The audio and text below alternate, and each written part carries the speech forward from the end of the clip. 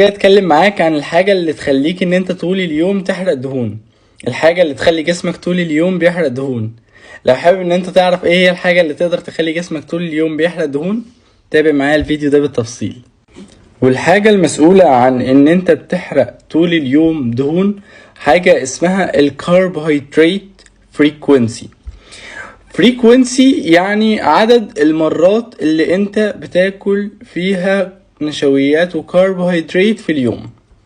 انا باكل في اليوم قد ايه كارب؟ انا النشويات بدخلها في جسمي كام مرة في اليوم؟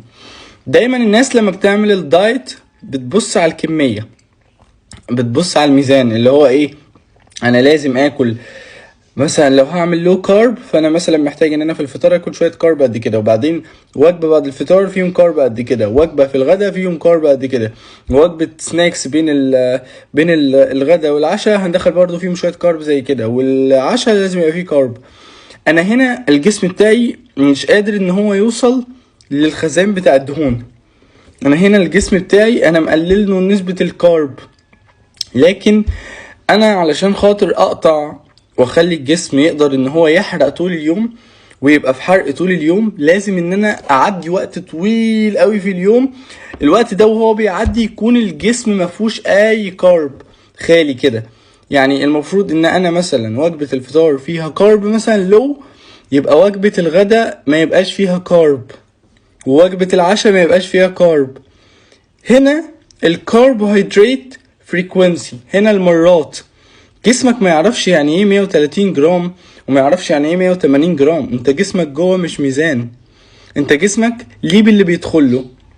فانت عشان تقدر انك انت تعدي على الدهون وتحرق من الدهون المتراكمة جوه جسمك، لازم ان انا اخلي الكارب مش لو كارب، نو كارب.